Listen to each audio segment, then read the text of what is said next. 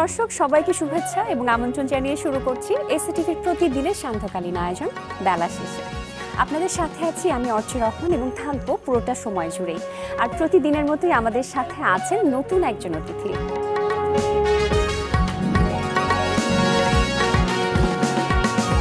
প্রিয় দর্শক, আজ আমাদের সাথে স্টুডিওতে আছেন চিত্রনায়ক সাইমন সাদিক। চলে যাচ্ছি তার কাছেই। কেমন আছেন? আলহামদুলিল্লাহ ভালো। আপনি কেমন আছেন? ভালো আছি এবং অনেক অনেক শুভেচ্ছা আমন্ত্রণ জানাচ্ছি আমাদের বেলা শেষের সেটে বেলা শেষের আয়োজনে। আমারও অনেক কৃতজ্ঞতা আপনার কাছে এবং আপনাদের সবার কাছে এসএটিভিতে এই এত সুন্দর একটি প্রোগ্রামে আমাকে আমন্ত্রণ জানার জন্য। অবশ্যই, এবং সামনেই মুক্তি পেতে যাচ্ছে নতুন একটি চলচ্চিত্র, 26 অক্টোবর পেতে যাচ্ছি মাতাল। নাম শুনে বুঝতে পারছি না, আসলে আপনার কাছেই শুনি ছবিটার গল্পটা কেমন। ছবির পরিচালক শাহিন সুমন ভাই অনেক বিখ্যাত পরিচালক, ওনার কথা আগে বলতেই হবে। এছাড়াও ছবির প্রযোজক যে সে হচ্ছেন শরীফ চৌধুরী, আমার বন্ধু মানুষ, আমার হাত ধরেই তার সিনেমায় আসা।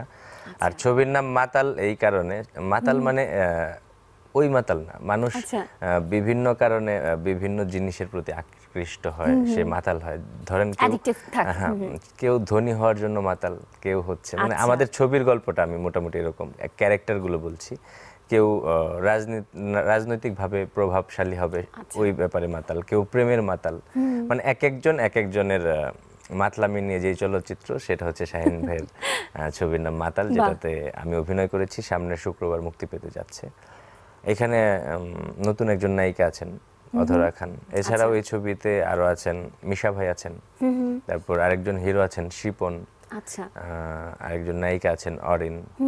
সব মিলিয়ে আরো অনেক আর্টিস্ট আছেন, বর্দা মিঠু আছেন, তারপর হচ্ছে জয়রাজ দা আছেন, একটা ডিফারেন্ট একটা চরিত্র অভিনয় করেছেন। সব মিলিয়ে আমি আসলে বিগ কাস্টিং এর ছবি মাতাল। আর শাহিন ভাই সবসময় হচ্ছে কি বলে, মানে বিনোদনের যে ব্যাপারটা, দর্শকদেরকে বিনোদন পুরোপুরি একটা প্যাকেজ, যেটা আসলে ওইরকম একটি চলচ্চিত্র হচ্ছে মাতাল। আচ্ছা, এবং আপনি এই চলচ্চিত্রে কাজ করেছেন, আপনার চরিত্রটি কেমন? আমার চরিত্র হচ্ছে আমি এমনিতেই মাতাল। সে হচ্ছে ঢাকা সিটি কন্ট্রোল করে। সে যখন কথা বলে কারোর দিকে তাকায় না, সচরাচর কারোর দিকে তাকায় না বলতে, যদি তার শত্রুপক্ষ হয় সে সবসময় অন্যদিকে তাকিয়ে কথা বলে। তাকে সবাই চেনে জানে, তার নাম রানা। অন্যরা সবাই তাকে বলে রানা দা ফাইটার, মানে ও যা বলে তাই করে, এই ধরনের একটা চরিত্র। খুব কম কথা বলে, একদমই রোমান্টিক না। তো একটা সময় সে প্রেমে পড়ে, তখন সে প্রেমে মাতাল। এই ধরনের একটা চরিত্র হচ্ছে আমার চরিত্রটা।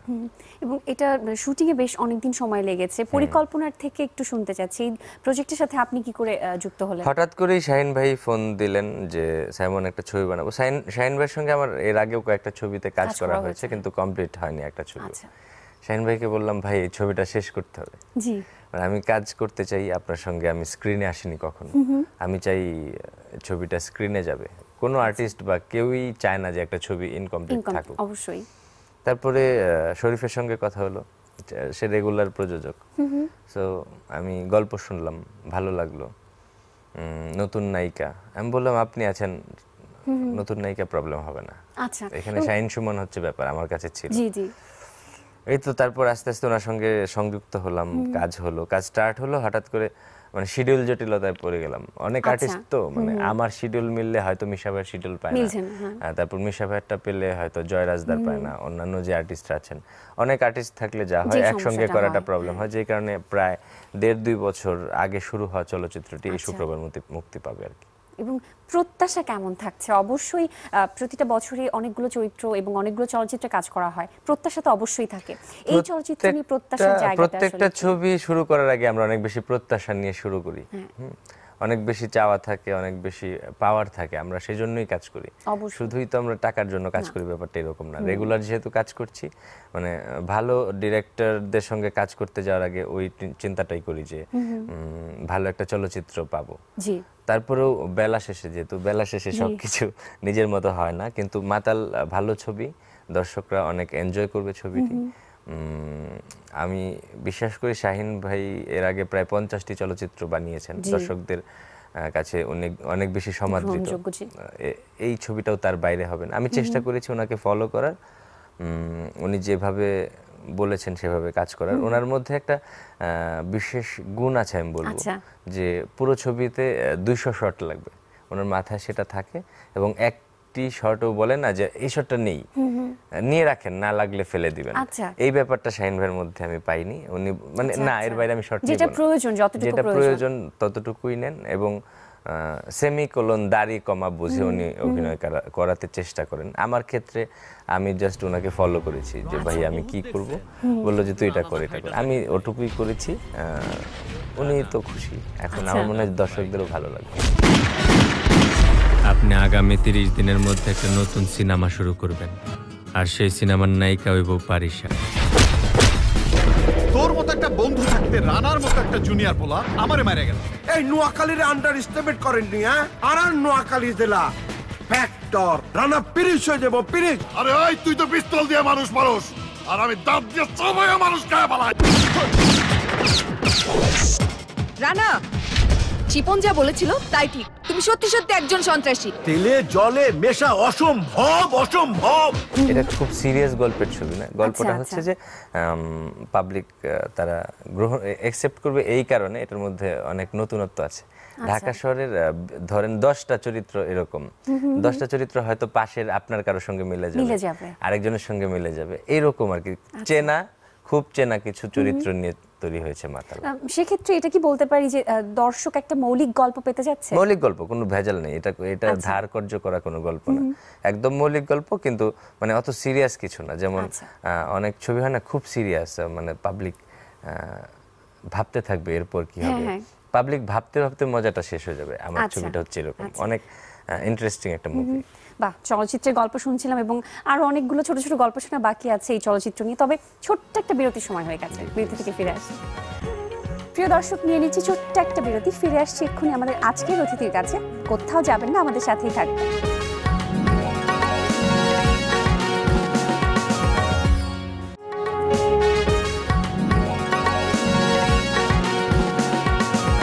প্রিয় দর্শক, বিরতির পরে আবারও ফিরে এলাম বেলা শেষের আজকের এই আয়োজনে। আপনাদের সাথে আছি আমি অর্চি রহমান এবং আমাদের সাথে স্টুডিওতে আছেন চিত্রনায়ক সাইমন সাদিক। চলে যাচ্ছি আবারও তার কাছে।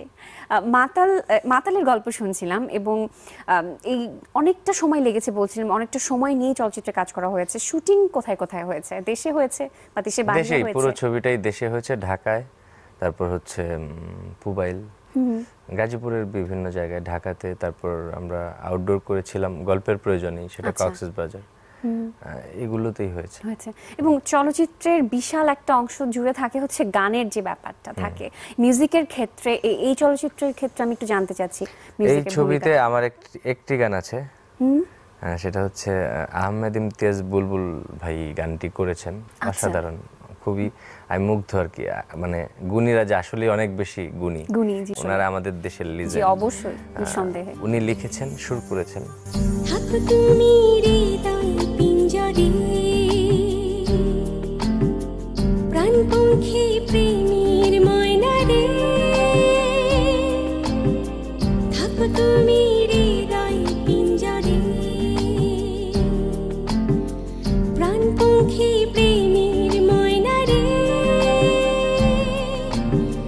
দুনিয়া জুড়ে মানুষ আছে, কেউ বা দূরে কেউ বা কাছে, কেউ তো এমন আপন হয় না রে।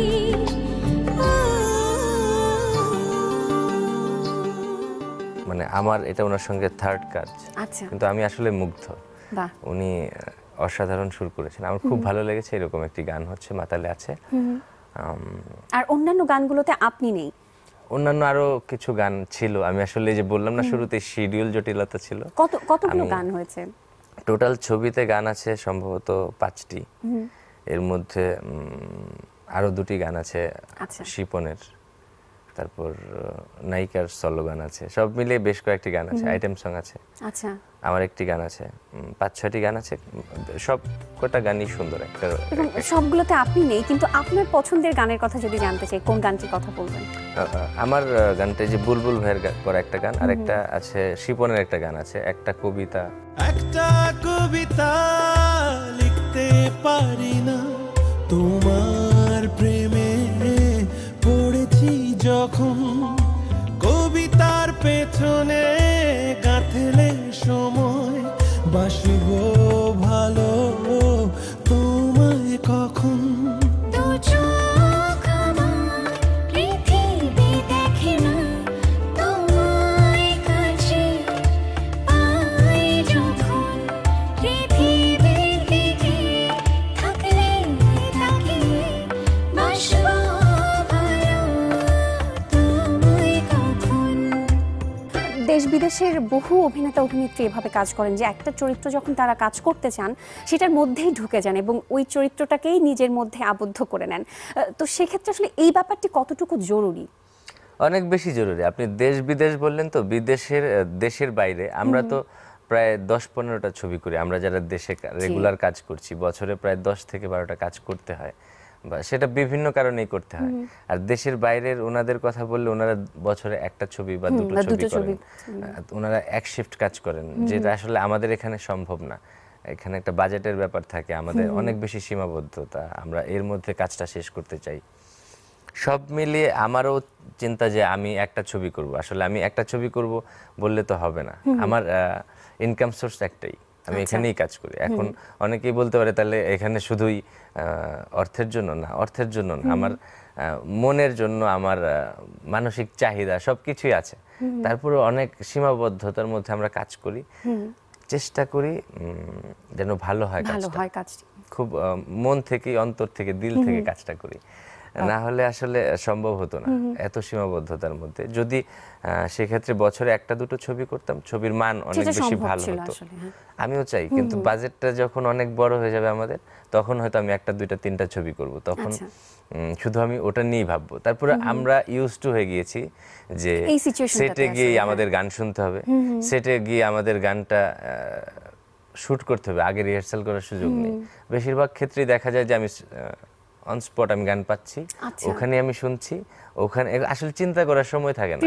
তার মানে আমাদের ডিরেক্টররা আরো বেশি ট্যালেন্ট, যে ওনারা ইনস্ট্যান্ট পেয়ে কাজটা করছেন। সেখানে যদি উনি প্রি প্রোডাকশন, এটা আসলে শুনতে বা বলতে খারাপ লাগে যে আমাদের সময় সুযোগটা এতই মানে একটু খারাপ, যে আমরা প্রপারলি যেরকম সিনেমা হওয়া দরকার, এটা আসলে দর্শকরাও বঞ্চিত হচ্ছেন। যদি আমার ডিরেক্টরও সময় পেতেন যে না আমরা একদম আগে থেকে গুছিয়ে কাজটা করব, দর্শকরাও আরো ভালো কিছু পেতেন। আমরা বেশিরভাগ ক্ষেত্রে আমরা স্ক্রিপ্ট পাই না, স্ক্রিপ্ট পাই ধরেন স্ক্রিপ্ট কি অন স্পট লিখছেন, আমরা ডায়লগ দিচ্ছি, যতটুকু চেষ্টা করছি তা আমরা ইউজ টু হয়ে গেছি আসলে। কিন্তু সিনেমা এরকম হওয়া উচিত না আমার মতে, যে এত বড় একটি মাধ্যম, আগে প্রি প্রোডাকশন হবে স্ট্রং, আমরা রিহার্সাল করব, আমি বেসিক্যালি এভাবে কাজ করতে চাই। কিন্তু 10টার মধ্যে 6 থেকে 7টা মুভিতেই আমি দেখি যে সব অন স্পট। সেখানে মনে করেন মানে রুটি কলা খাওয়ার মতো, আনলো খেলাম, গান আসলো, ডায়লগ আসলো, ওইগুলো আমরা শুটিং করলাম। এটা আসলে দুঃখজনক হলেও সত্য, বেশিরভাগ ক্ষেত্রে এটা হচ্ছে। আমি ইউজ টু, কিন্তু একটু মানে ফেড আপ। সেক্ষেত্রে একজন শিল্পী হিসেবেও নিজের মানের জায়গাটা কতটুকু ঠিক রাখা যায়, এই ব্যাপারটা আমি জানতে চাইবো। তবে ছোট্ট একটা বিরতির সময় হয়ে গেছে আবারও। প্রিয় দর্শক, আবারও নিয়ে নিচ্ছি ছোট্ট আরেকটা বিরতি, ফিরে আসছি এক্ষুনি আবারও আমাদের আজকের অতিথির কাছে। আমাদের সাথেই থাকবেন।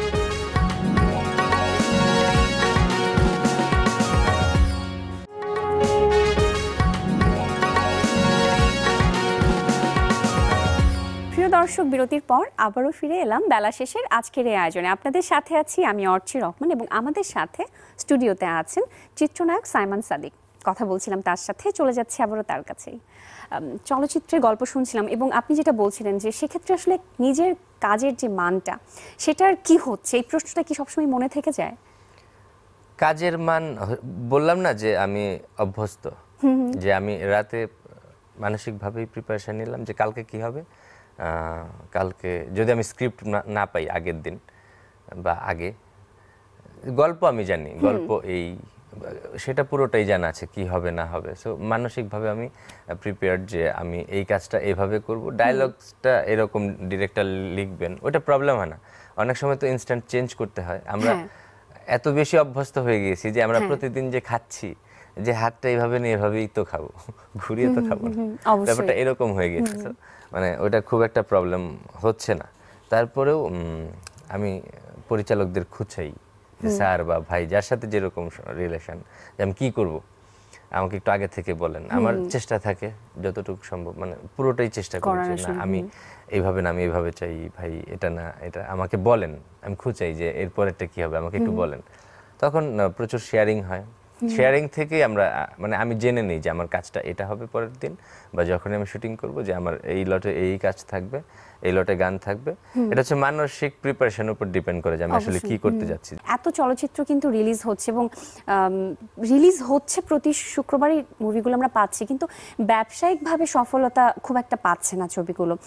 এক্ষেত্রে আপনার কি মনে হয় রিজনটা কি এর পেছনে, যে এত গুণী মানুষ এত ভালো কাজ হওয়ার পরেও? এটা সব জায়গাতেই, আমাদের মার্কেট তো অনেক ছোট, অত বড় মার্কেট না। আপনি বলিউডে যাবেন, সেখানেও আপনি ধরেন 50টা ছবি রিলিজ হয়েছে, 50টার মধ্যে তো 50টা ছবি হিট হচ্ছে না। আমরা জেনে থাকি যে তাদের অনেক বাজেট, অনেক কিছু। এই বছর আপনি দেখবেন বা গত বছর দেখেন কয়টা ছবি হিট হয়েছে, সবগুলো হিট হয়নি। আপনি অবশ্যই মানবেন এটা, অথবা জেনে থাকবেন সবগুলো মুভি হিট হয় না। যেগুলো ভালো, গল্প ভালো, দর্শকদের কাছে যেটা ভালো লাগে, যেটা সবচেয়ে বড় কথা হচ্ছে যেটা ভালো চলচ্চিত্র, সেটাই দর্শকরা হলে গিয়ে বারবার দেখেন এবং সেটা হিট করে। আমাদের দেশেও কিন্তু তাই, গত কয়েক বছর যে কটা চলচ্চিত্র হিট করেছে এগুলো ছবি মানের দিকে এগিয়েছিল। 10টা প্রোডাক্টের মধ্যে 1টা 2টা 3টা ভালো হয়, বাকিগুলো তো সবগুলো ভালো হয়। আর যেগুলো যদি 10টাও ভালো হয়, 10টাই চলছে বা চলবে। একসময় 10টা ছবিই চলতো আমাদের এখানে, 10টা রিলিজ হচ্ছে, 10টাই চলতো, প্রোডাক্ট ভালো ছিল, দর্শকরা যা দেখতে চাইতেন তাই দেখতে পেতেন। এখন হচ্ছে যে আগে দর্শকরা জানতে চায় মানটা কেমন, তারপর হলে যায়। আর এখন যেহেতু মানে ভার্চুয়াল মিডিয়া, এখন সবাই জেনে যায় কোন ছবিটা কিরকম, মানে রিপোর্ট একটা চলে আসে, গানগুলো কিরকম, সবকিছু মিলে দর্শকরা চলে। যেমন আমি ধরেন গত কয়েক বছরের মধ্যে আমার ঈদে ছবি রিলিজ হলো জান্নাত, অনেক বেশি আলোচিত, প্রশংসিত এবং ব্যবসা সফল। কারণ হচ্ছে যে আমি তো সব ছবি নিয়ে আমারও এত মাথা ব্যথা থাকে না, কারণ আমি কাজ করার সময় জানি কোন ছবিটা আমার কিরকম। জান্নাত নিয়ে আমার মাথা ব্যথাটা অনেক বেশি ছিল, কারণ আমার ওই কন্টেন্টটা ভালো ছিল, আচ্ছা, মানে মৌলিক একটা গল্প ছিল, দর্শকও সেভাবে নিয়েছেন। এবং সেই ক্ষেত্রে কি আসলে গল্পটাই মেইন? গল্পটাই অনেক বেশি ইম্পর্টেন্ট মনে হয়, গল্প অনেক বেশি ইম্পর্টেন্ট, কাস্টিং তো অবশ্যই, সবকিছুই ইম্পর্টেন্ট, আপনি কোনোটাকেই বাদ দিতে পারবেন না।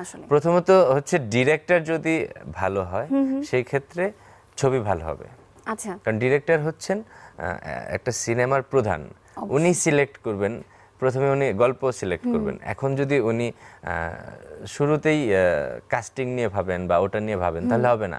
গল্পের প্রয়োজনে কাকে দরকার সেটা আগে ডিপেন্ড, মানে ওনাকে ভাবতে হবে যে যখন উনি প্রপারলি সবকিছু করে থাকেন তখনই একটি চলচ্চিত্র হিট হয়। ইতিপূর্বে তাই হয়েছে এবং সারা বিশ্বে তাই হচ্ছে। তাহলে ধরেন আমাদের এখানে বাদ দেন, ধরেন আমাদের দেশের বাইরেও সালমান খান বাজরাঙ্গি ভাইজান হিট, টিউবলাইট তো জ্বলেনি, মানে টিউবলাইট চলে নাই, তাহলে তো সালমান খানের সব ছবি চলতো, ওটা চলেনি কেন? রেস 2 হিট ছিল, রেস 3 কিন্তু চলেনি। সব মিলিয়ে এরকম। আপনার কথা হচ্ছে যে ডিরেক্টর কি বানালেন, তারকা ক্ষেত্রে তো একটা আছেই, ওটা প্লাস হয় একটা গল্পের জন্য। যদি ডিরেক্টর পাস করেন তখন একজন আর্টিস্ট পাস করেন, এর বাইরে কোন আর্টিস্ট যদি বলে, টম ক্রুজও পারেননি। আচ্ছা, যদি ডিরেক্টর ভালো বানিয়ে থাকেন অবশ্যই আর্টিস্ট তৈরি করেন ডিরেক্টর। আচ্ছা, এবং এখন আর কি কি চলচ্চিত্রের কাজ নিয়ে ব্যস্ত আছেন? সামনে আর কি কি কাজ আসতে যাচ্ছে? আমার মা আমার বেহেশত নামে একটা ছবি করছি বদলম খোকন স্যারের, তারপর বাহাদুরি, ওটাও প্রায় শেষ, 2টো গান বাকি, নদীর বুকে চাঁদ, তারপর হচ্ছে এখন কাজ করছি আনন্দ অশ্রু। আচ্ছা, সামনে মানে রিলিজের পরের দিন আমি আউটডোর যাব।